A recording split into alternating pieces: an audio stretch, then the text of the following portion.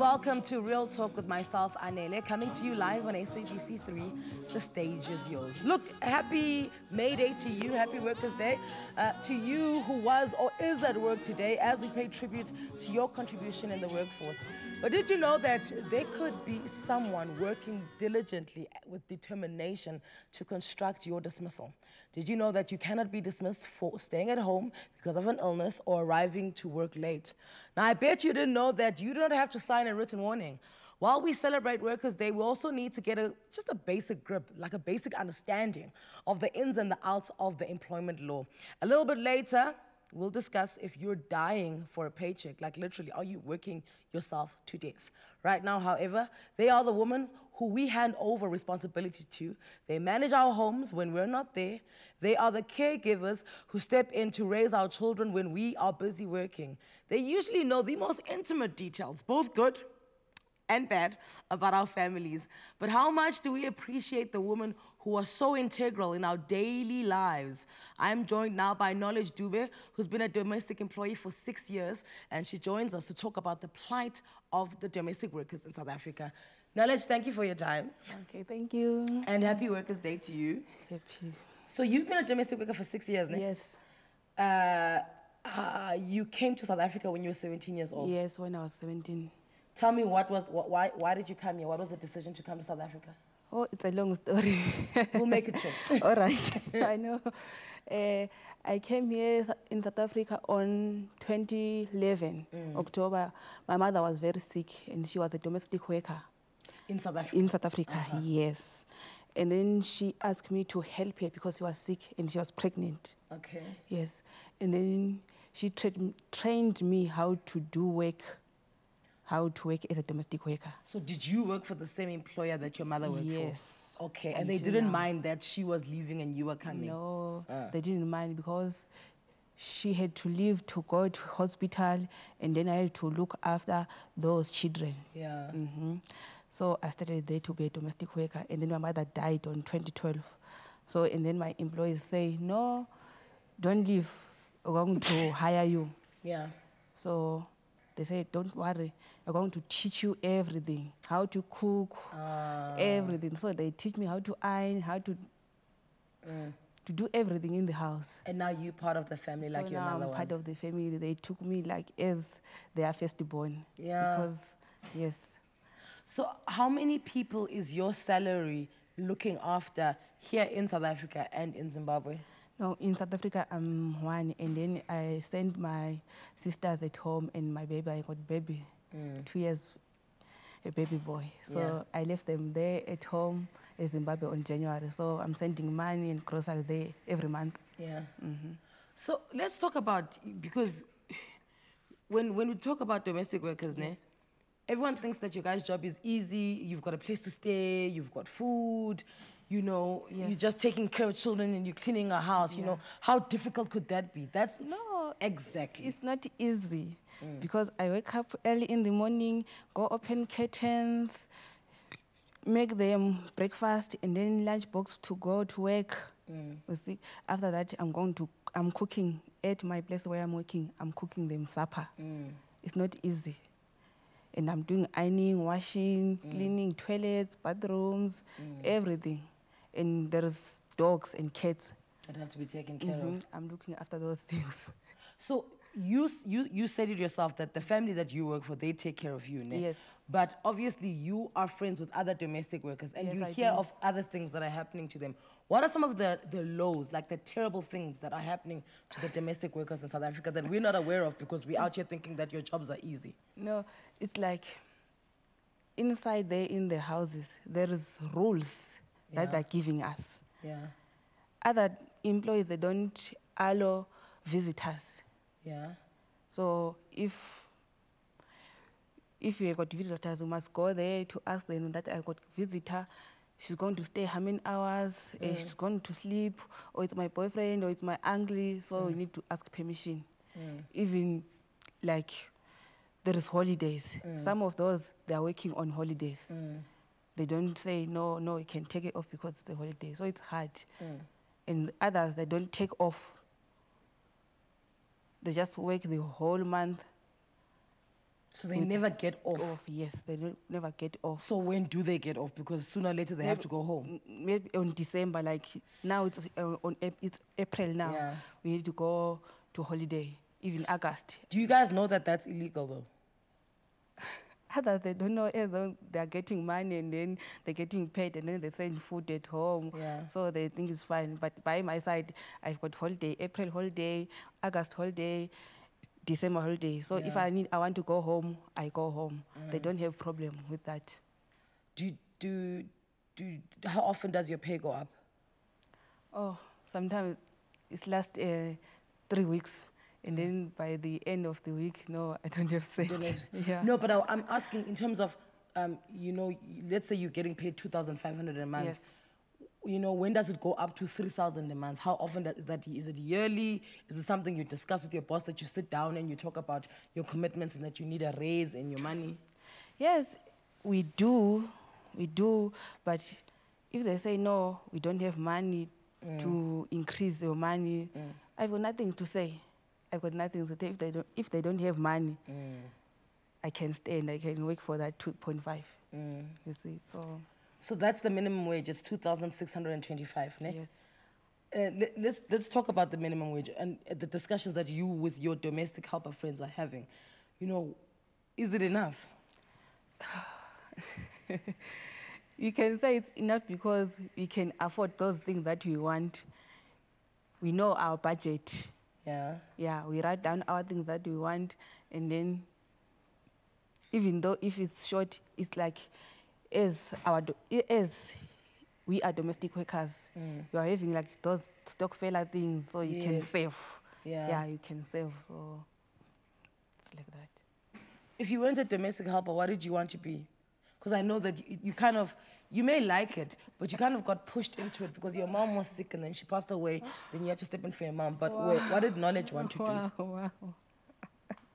By that time, I was still at school, and then, I don't know, maybe a doctor. I think, a doctor, because I care about some other people, you know. But have you now resigned yourself to the fact that this is Knowledge. Knowledge is going to be a domestic helper for the rest of her life. Yeah, I don't have choice. I just put it myself there because I was having sister to look after, two sisters. And my mother, at the time she died, she left a 9-year-old baby. So I had to look after that baby, to buy nappies, milk. So, and then my sister that she's following me, she was still at school, doing grade 9. So I had to pay school fees for her. So now by that time starting working, I was shy to go outside wearing that uniform. But now I say, oh, I'm doing this for myself. I'm not doing for other people. So I said, no, now I'm Knowledge, I'm going. But is it not a discussion that you can have with your employer, right? No. To say, you know, one day I'd like to do something else. Is there any way that you can help me do that? No, by my side. I was 17, and then my employees, they have a group, so they said they're going to take us to a school, to the school, Heron Bridge College. So by that time, when I was 21, I got pregnant. And then say, oh, you are pregnant now. You can see yourself out, so we're not taking you. So I'm just stuck there as a domestic worker. There is nothing, but they were wanting me to be successful. So, what? Because that's something that gets said a lot, right? Because, and I want to know from you, what do you say about that? Because you said, you know, your mom was a domestic helper and then she was sick, but she was also pregnant. And now they wanted to help you out, and then you're 21, and then you also fell pregnant. Now, a lot of times when the fight for domestic workers is happening, you know, the reply is, but now they're always falling pregnant. What do you say about that? Sure. It's hard. It's hard because, yes, we are fighting. We are fighting because I get pregnant there, and then they must look after my baby, and my baby's gonna running all over their houses and break things, and then if he break things, he get a fight. And then they say you must pay that thing back, and then they will cut your salary, you see. So did it make it more difficult for you to do your job when you were pregnant and then after you had the baby? Yes, it was, because I had to take my baby to crash, and then the crash around there where I'm staying, it's expensive. It's more than... It's more than your salary. My salary, yes. You get paid 2,600, crash is 3,000 a month, guys. Yes, you see, so it was bad. And that's why I left my baby there at home with Zimbabwe.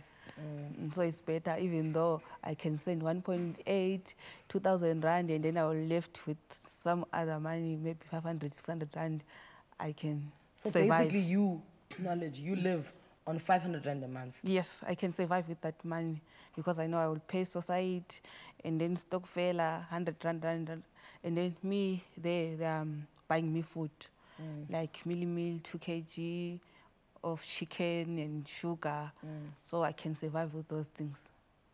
I can survive. Knowledge, thank you so much for coming to share your story with us. Before you go, is there anything you want to say about your life, about domestic workers, something that we don't get and we think we get because we think we know more? No, I will say I'm proud to be me, because at that age, it wasn't easy. I just became to be mother of my sisters. Wasn't easy, and to become a domestic worker wasn't my intention in my life. So I have nothing to say, but where you are, you must be strong with your life. Whatever is happening in your life, you must stand up and say, now I'll do this. Because at that age, when I was 17, some of us that became prostitutes, you know, they say, no, I can't work for other people, I'll do easy money, this and that. So I just say, no, I'll be patient there. And I did, and now I'm here, talking on Really Talk. So I'm proud to be me. Yo. Knowledge, thank you so much. Thank you, my angel. So according to research, domestic helpers earn an average of 1,164 rand a month. Now you do the math. Could you survive on under 3,000 rands a month? But I mean, you want your work employees to add decent benefits for you, like healthcare, you know what I'm saying, like PAYE. Those are the things that you expect when you apply for, yet we are content with paying our domestic workers 3,000 rand a month. Guys. A big thank you to Knowledge Dube for sharing her experience with us. Have you recently been dismissed and not sure whether it was fair or illegal? Have you ever resigned because of the behavior of your employer? You may have been constructively dismissed. We unpack these after the break.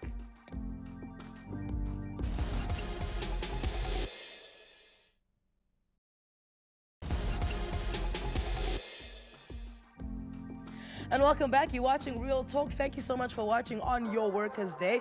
Now, ask anyone who's been there. Losing a job can be distressing and frustrating, creating uncertainties. But one thing for sure, the most frustrating thing are employment laws and the legalities around them.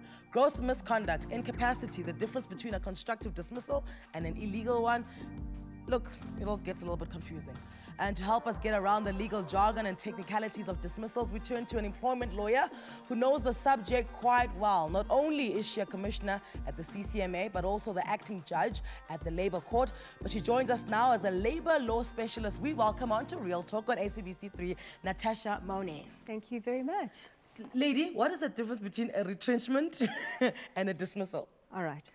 Retrenchment is a dismissal, but you can also be dismissed for misconduct, and you can be dismissed for poor work performance. Retrenchment really is saying to you, look, you've done nothing wrong. So we call it a no-fault dismissal. Yeah. You've done nothing wrong, but we can't pay you any longer, or we've restructured, or technology has caught up with us, and we're now replacing you with a robot. That's retrenchment.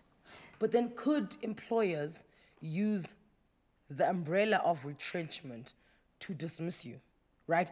Unfairly though, because retrenchment doesn't sound like it's unfair to me. It's just things moved on, we ran out of money. It's all a bit fair.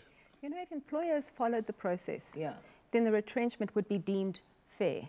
So your dismissal would be deemed fair. But quite often, employers don't follow the process. And the courts have often picked up on this tick-tick cross scenario where they just pay lip service to the law in order to dismiss employees. I've had situations where employees were offered voluntary retrenchment packages before the retrenchment actually started. And that's not within the law, the framework of the law. This is not what is foreseen by the law in terms of retrenchment. Because this is what I was saying and thinking when I was, you know, planning on speaking to you, that the law is amazing, right? And it does protect the worker. But I just find that employees can always find a way around it so that it then works out for them. Do you find that a lot when you are chairing, you know, the cases that are happening at the CCMA? Well, not necessarily the CCMA, but the employer will not be able to dismiss you if you've done nothing wrong and if you are performing. If they do dismiss you and you've done nothing wrong, and they dismiss you and you have been performing, then that dismissal is unfair. And you're entitled to knock on the CCMA or any bargaining council door and say, hey, please can you listen to my dispute? Because I don't particularly think that my dismissal has been fair. And there are two ways that you can ask the CCMA to hear your matter. The one is that you believe that your dismissal was procedurally unfair and or substantively unfair. In other words, the reason why they've dismissed you was unfair, and the procedure that they used to dismiss you was unfair. From when I get dismissed to when I'm at the CCMA, or what did you call them, a broker? A bargaining council. Bargaining council, never heard of it. See now. It's industry specific. Oh, okay. So it's got to do with motor cars, or road freight industry, or even hairdressing council has a bargaining council. Okay. So from the time I'm dismissed to when I'm with the bargaining council or CCMA and we're hearing my case out and there is a ruling, does my employer have to carry on paying me? Not necessarily. So there are a few, there's a few remedies when you when you go to the CCMA with a dispute. The one remedy is retrospective reinstatement. That really is tantamount to the employer paying you whilst you were dismissed. Yeah. The other is plain reinstatement or re-employment. And then you have compensation. Compensation goes up to 12 months at the CCMA for a dismissal. Has the CCMA ever, they don't have the power to make your employer reinstate you, right? Yes, they do. Really? Yes, they do. Retrospective reinstatement, so that you would get reinstated under the same terms and conditions without any loss of benefits, and you get money whilst you've been unpaid, whilst you've been fighting your dispute. But then who am I reporting to? So let's say they reinstate me. But obviously because they didn't want me there in the first place, they're gonna make my life difficult, right? So now there I am, I've been reinstated, but I can just see that there's systems around me to make my life unbearable. Is there anyone that I report that to? Absolutely. So that's another dispute. Yeah. And you report that to HR or your manager in terms of a grievance. Can I please say this, that the CCMA commissioner or your bargaining council commissioner is trained not to put you back if they believe that the trust relationship has been broken between you and the employer. Yeah. It's a bit like a divorce. I can't force you to sleep in the same bed as your husband when you don't want to. Yeah, yeah. But we are trained to look at the various signs, to ask both parties whether or not they can come back. I, as a commissioner, have put people back to work. Speaking of HR, I feel like HR departments are there to protect the company and not necessarily to fight the rights of the workers. Anele, I feel the same way. Nah. And it's not supposed to It's be not like to be that. like that. Okay, tell us what it's supposed to be like. They're supposed to be protecting both parties. They're supposed to be protecting that relationship, that core thing between the employer and the employee that is so special, all right?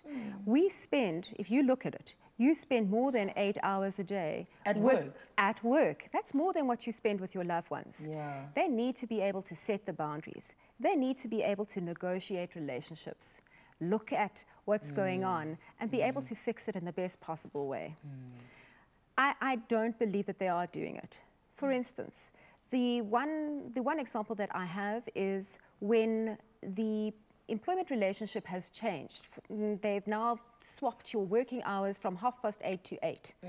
But they don't tell you about it.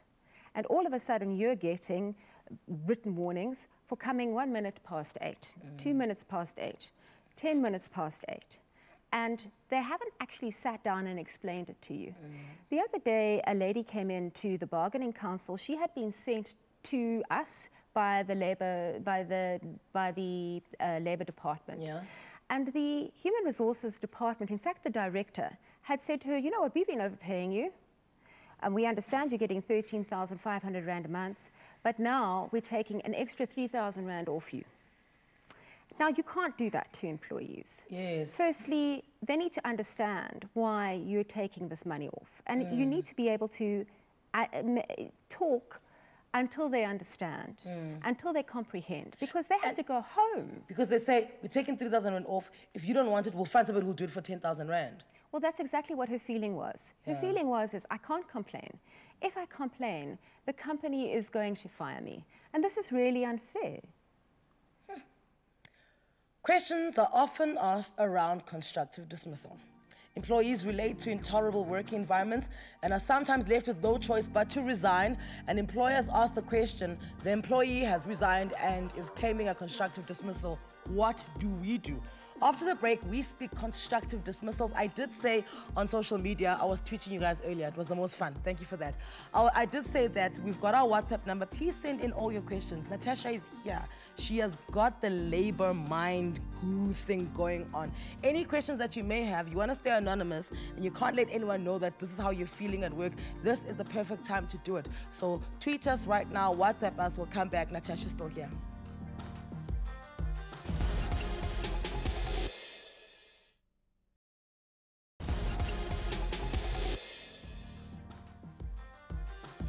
Welcome back.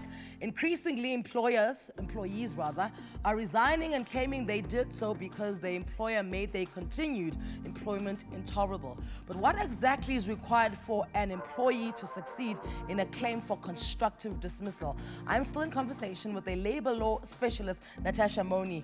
What's constructive dismissal? What is it? Yes. It's when the employer makes the workplace so intolerable, you have no choice but to resign. And may I say, no reasonable choice to resign. Okay. Because sometimes you do have other choices, Yeah. but one of those choices is to resign. And when people phone me and they say, Natasha, this is intolerable, I'm resigning today. Yeah. My question to them is the following: but for this intolerable working situation, would you still resign? And if the answer is yes, then that's not constructive dismissal. Okay. If the answer is no, then you have perhaps a good chance of claiming a constructive dismissal and being successful. So what needs to have happened? Should I have been writing everything down that's happening? Should I have been recording conversations on the sly?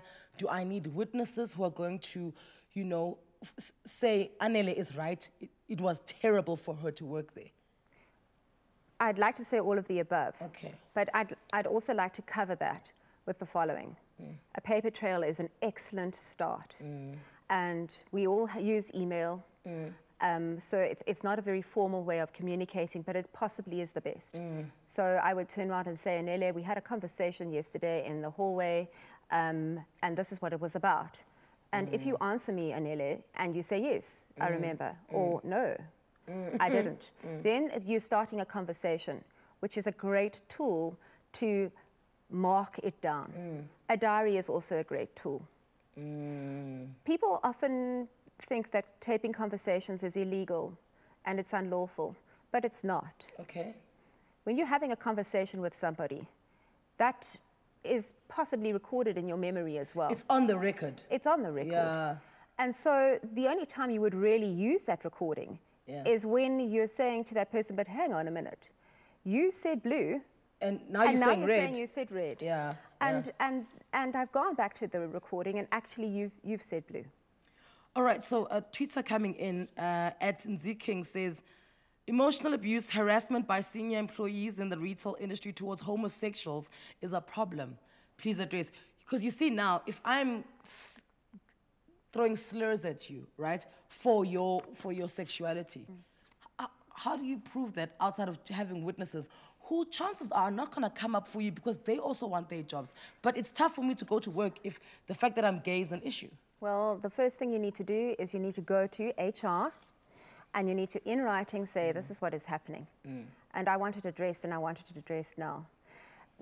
When harassment starts, especially when it is against a part of a constitution, it's a constitutional right. Yes. For you to be whoever you want to be. Yeah, yeah.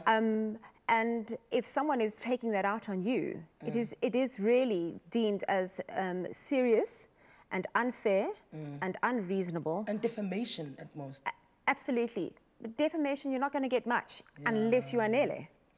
Oh, okay. Okay. Okay. So what I would do is I would put in a grievance, and I would demand that it is rectified.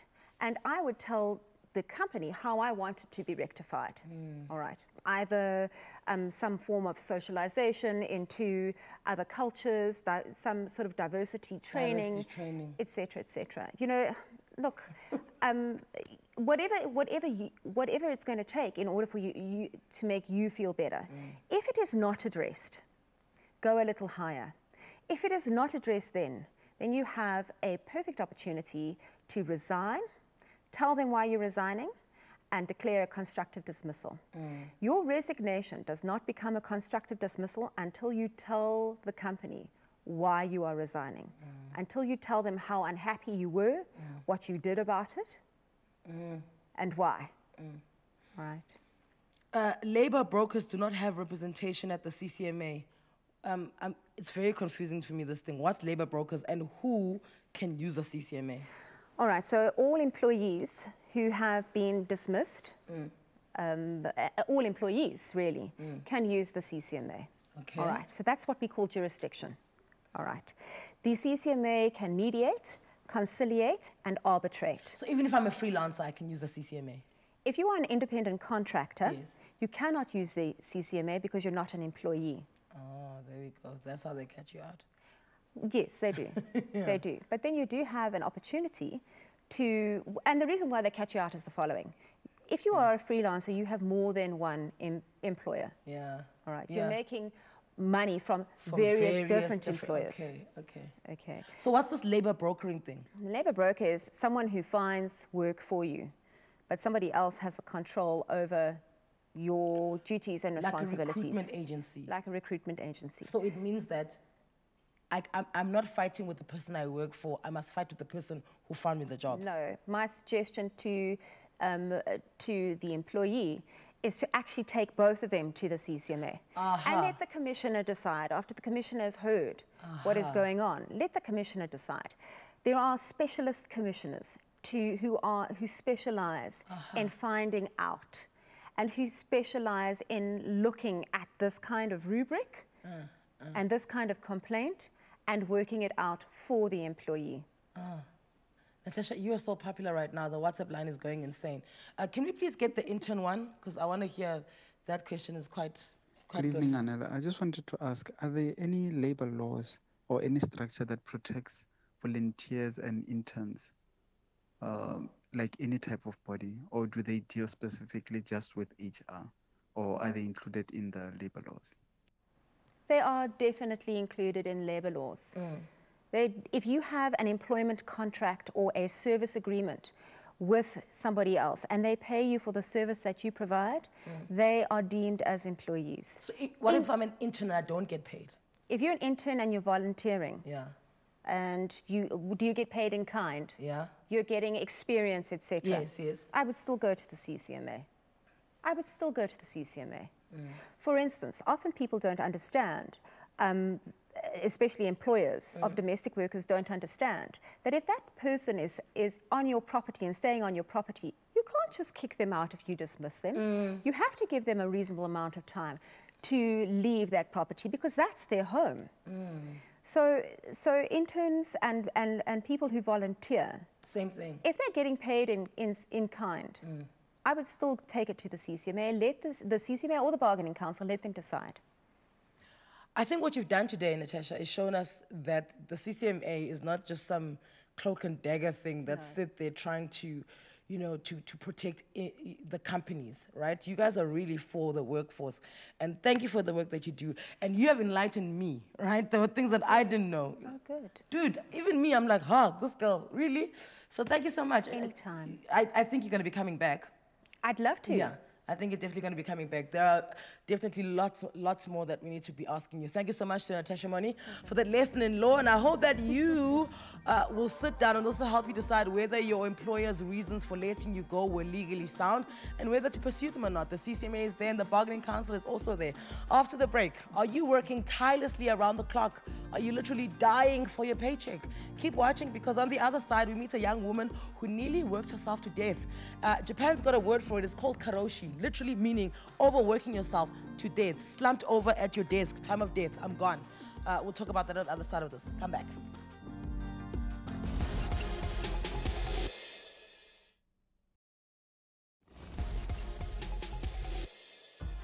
What an eye-opening episode. Look, in his prerogative book, Jeffrey Peffer contends that many modern management environments, such as long work hours, work-family conflicts, and economic insecurity are toxic to employees, increasing turnover and harming people's physical and emotional health. But for some people, pushing themselves too hard can be just as detrimental. So, Anda is here, right? And you said there was a time when your hand started turning green because you were working yourself too hard. Welcome, Underpaid. Dube, welcome as well. You also have these problems of, you know, work-life balance, and this is what I wanted to talk about today. Your hand was going green. Yeah, it started with the hand and it became the arm, and it became numb as I was driving on my way to set. But because I had to be there to shoot that episode, I was with a guy from the office. I'd never seen him drive, but I said to him, please drive because I need to get to set. Got there, continued working as if nothing was happening.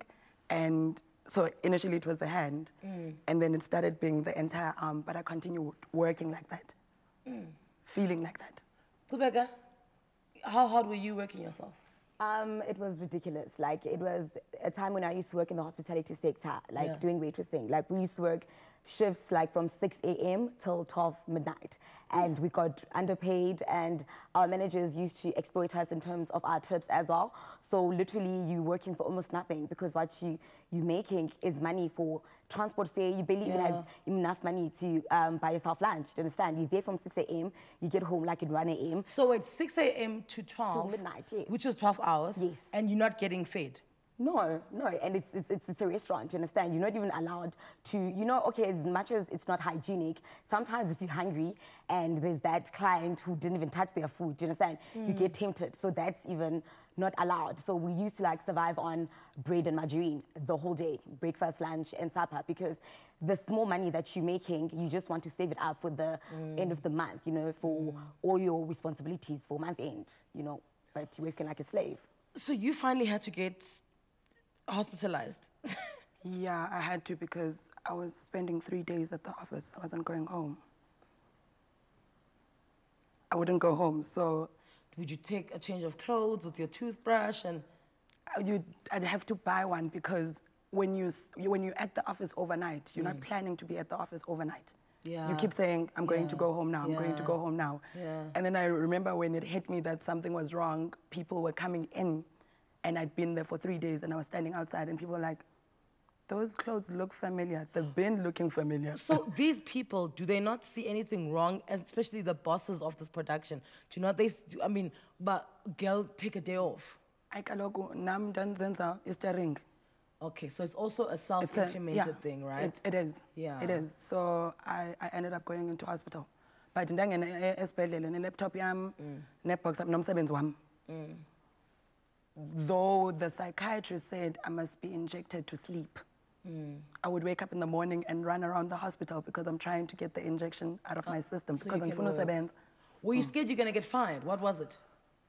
No, I don't think it was an issue of getting fired. I think it was a very strange phase of my life where I wanted to make sure that everything is done. And you want to get to the top? I want to get to the top, because my background is that I started out as a receptionist. Now I'm a producer. Oh, okay.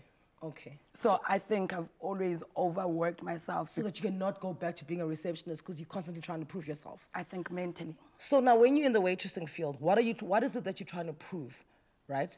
Because are you trying to make manager? Are you trying to own your own restaurant? Because I'm sure there's ways in which you justify it to yourself as to why you're working this hard. What was your justification? I was job hunting at that time because honestly speaking, the unemployment rate in this country is high. And in terms of the industry that I graduated in, you know, so it was just a matter of going to work, saving money, and not being that person who's just sitting at home job hunting, who's always like, to go to an interview, R1 to go print my CV at the internet cafe. So it was just something I needed to do and work hard at then and there so that I can be able to get a job in the sector that I wanted work in. So that's why I had to work that hard. But now, Kubeka, work ethic, I believe, is a muscle, right? Yes.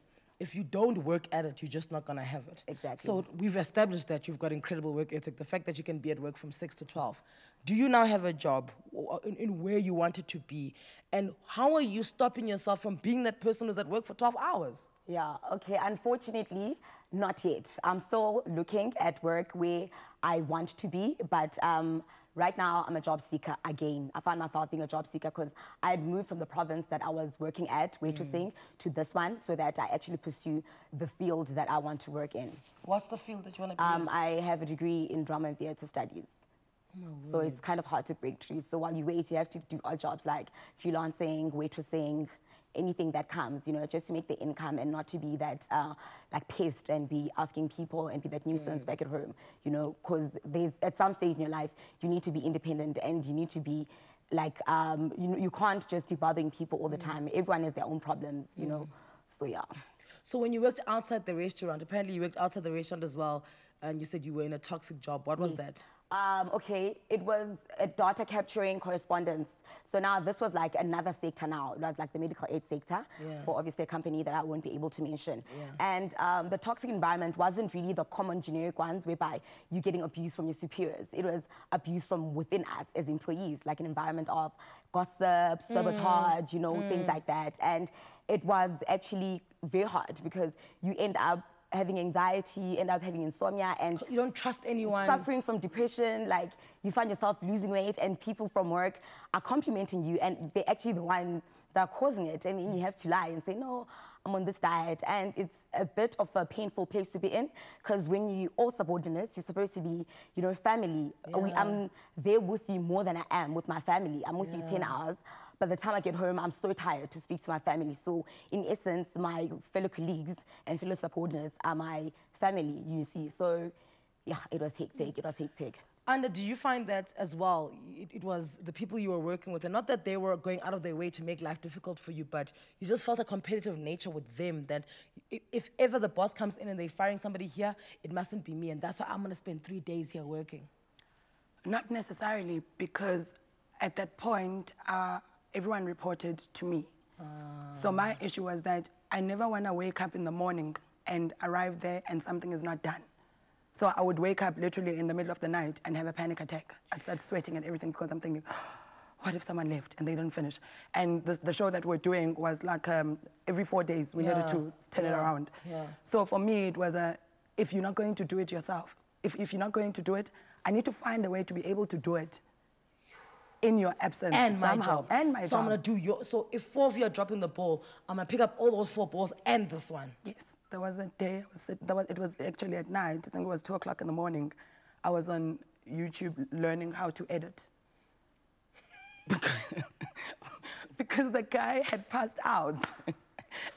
He couldn't continue, and I thought, I still need to deliver at 8 o'clock in the morning. I know you really need to pass out, but someone has to do it.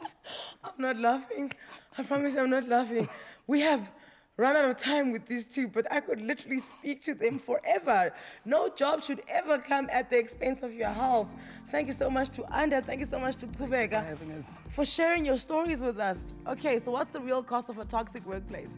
We've heard from Kubeka what it was like and where it came from, right? One that is impossibly demanding work requirements, but doesn't offer medical aid, uses shift workers irregularly, creates insecurity about one's job, and has an overpowering micromanagement style.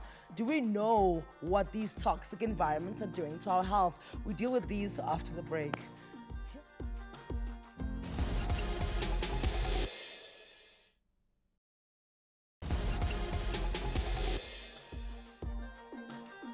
So welcome back. Our WhatsApp line is going insane with questions for the labor expert that we had earlier on, Natasha Moni. So what she's doing right now, she's on Facebook and she's answering everything. So everything that you've sent, there's a guy you said you were dismissed. Well, your boss not paying you because you were in a car accident, your answer's there. The one that you get paid nothing already and stock went missing and now your boss is taking it out of your pay, your answer also in there. And all the other voice notes that are being sent in on Facebook right now. Natasha and our social media team are attending to that. Right now, in the past, fatalities and severe injuries were so common that they were deemed to be simply the price of being employed. What is less well known and almost entirely ignored is the danger of toxic workplaces to individuals' physical well-being, which can even lead to premature and unnatural death. I'm now joined by somebody who works very closely with companies and employees on promoting employee wellness in the workplace. Welcome on board, member of the Employee Assistance Professionals Association in South Africa. That is long. Hello there, Radi Vandaya. So you can say EPA for short. EPA, thank you, thank you. They should have just told me that earlier, making my work difficult. Look there. Well, thank you so much. So tell me, what is it that you guys do? And what are you constantly finding that you have to reiterate to employees that this is important and this is dangerous? Okay, so EPA is representing the practitioners that actually work in the workplace to provide wellness services. We work with both companies, the employers, in terms of educating them about employee wellness. And obviously that comes with things like educating managers around stress management or identify people that are at risk, for instance. You know, how do you see something that's not okay, like somebody crying all the time or somebody that used to be bubbly and suddenly withdraws, you know, that kind of thing. So identifying that as managers and having that conversation beforehand so that we can, as a company, help you through your processes. So who pays you guys? The company pays you guys to be there? The company pays. But do you not find that companies don't want to spend money on things like that?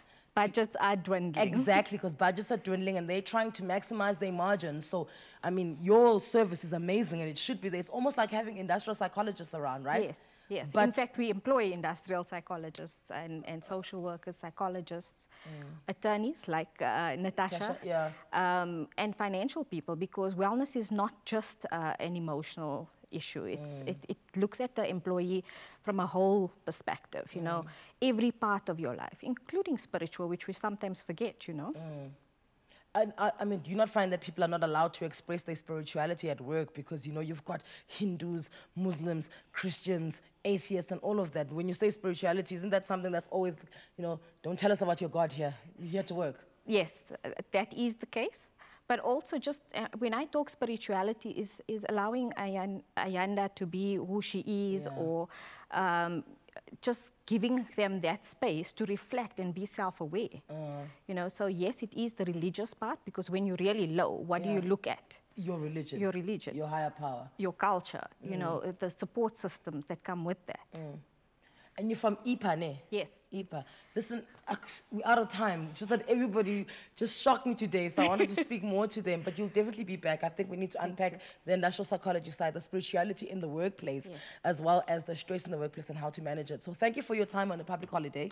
Thank you. We'll have you back shortly. We're passionate about the topic, so I'm happy to come back. There we go. Thank you. Oh, now that's a show done and dusted. I'm sweating the way my mind is boggled at the things that I've heard today.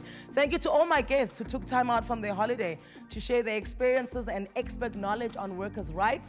Thank you to Knowledge Dube, Natasha Moni, Anda Muyake, Radi Vandaya, as well as Tubeka Nongwana. They were all here, and I'm pretty sure they all shed some light in your life as well. For myself and the rest of the team, have a good evening. Zizo Beda is going to be here tomorrow. You've been asking for her. She's going to be here 6 p.m. right in SABC 3 right now, though. Isidingo, your favorite soapy, is up next.